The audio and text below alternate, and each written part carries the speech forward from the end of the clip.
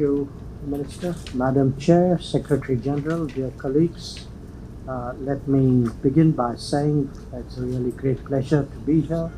This is my first visit to Guyana. It's my first visit to the Secretariat. I am really looking forward to a very open and productive exchange of views on how we can take our relationship forward. First of all, I must acknowledge and appreciate that all of you have made this effort to come here at very short notice. I'm truly grateful to you for that, because I know that you would have put yourselves at some inconvenience. But I assure you that it will be worth our collective while, because it will give us a chance at a very important juncture to see how we look at our relationship with a greater sense of purpose. As a broad point, I think it's all of us know that there is much that history and geography in a way has done to bind us together. Certainly, if there is a lack of bonds, cricket makes up for it, and I assure you that if you schedule the next meeting in this part of the world next year when the World Cup is on, I promise I will come. The only problem is a lot of other Indians would follow as well.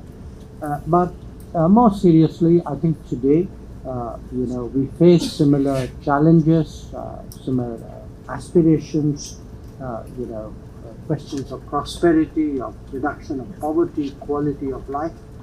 And if one looks especially at the last 5 years, the COVID experience, the increasing intensity and frequency of climate events, the debt and trade stress situations that many of us find ourselves in, and I would say food and energy security concerns. These are really pressing issues where it's important for us to sit down and discuss.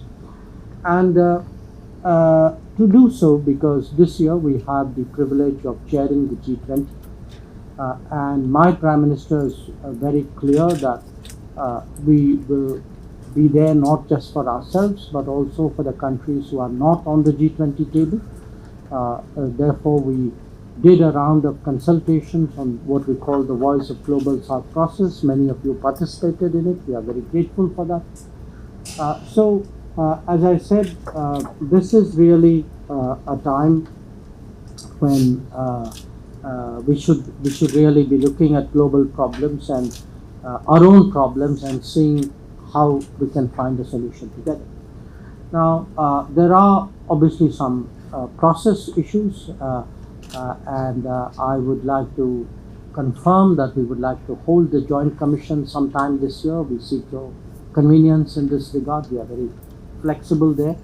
And when I look at the relationship itself, I think we rightly focus on capacity building, on development cooperation, and where we can be of help on disaster management and resilience.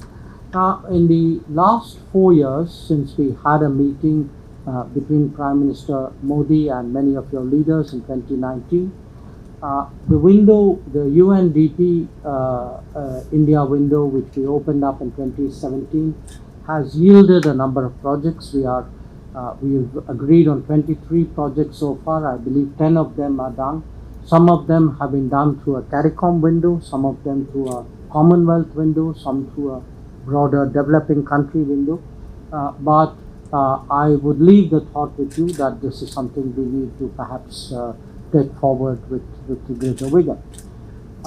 In the same vein, today I would like to put forward for your collective consideration a proposal whether in the field of small and medium scale industry, small and medium enterprises, we would be open to supporting on a grant basis projects, individual projects of up to a value of $1 million, and we would solicit proposals from you. What we would like to do is to create a partner group in India, which will be from our small and medium enterprises, the Foreign Ministry fronting, and see whether our capability, which will include the supply of machinery, of technology, of training, whether if we can get really viable project or offers from your side, we would be very, very happy to look at that. I know for some years now we've had discussions on working together in agriculture. We actually have an MOU between the Caribbean Agriculture Research Institute and our counterpart in India. It has not been operationalized for some reason.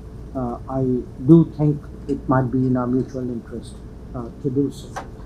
The COVID brought out the importance, the growing importance of health security. What is it we could be doing more? Again, we have a global, I would say, initiative really at, it's a domestic initiative which we are taking on the global stage, which is really how to put generics, cost-effective generics, which would hugely benefit low-income consumers.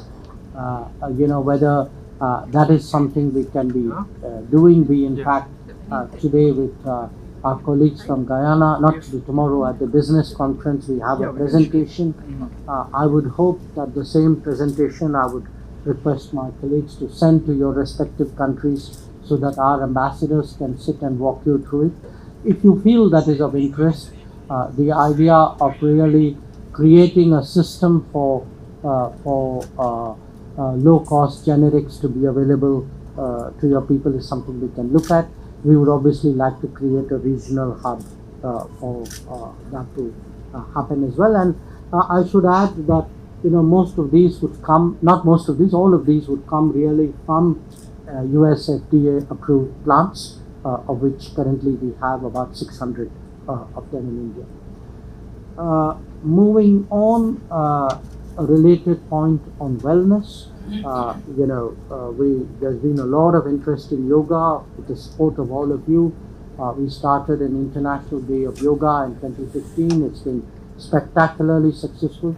But we are increasingly seeing post-COVID tourism benefit which flows out of it. There's a lot of wellness tourism which is happening in the world.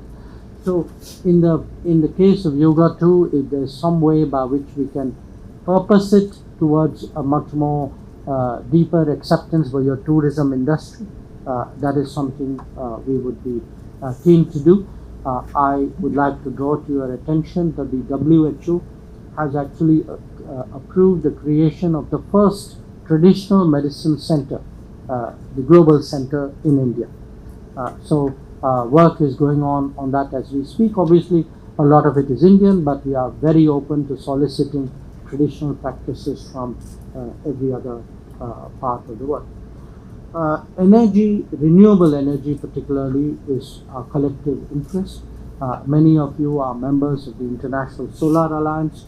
I think 13 members are there from the CARICOM. I believe it's been of some help in capacity building, in some cases even of funding. I'd be again open to taking that forward.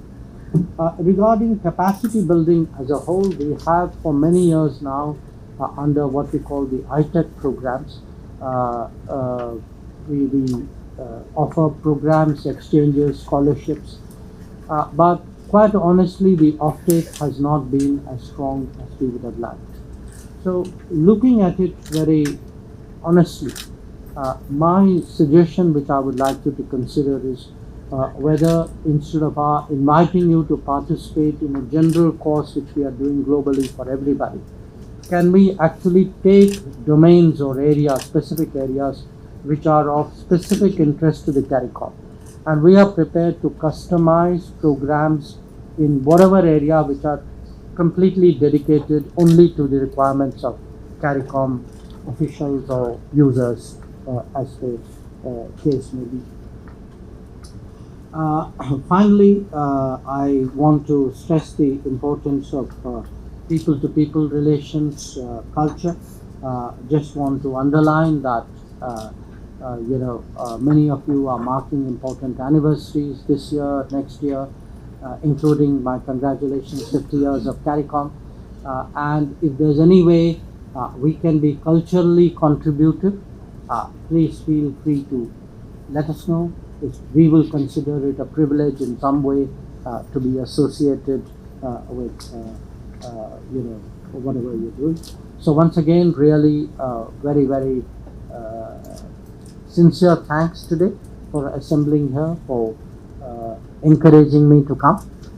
And I hope, as I said, that this would be only the first of many visits. Thank you.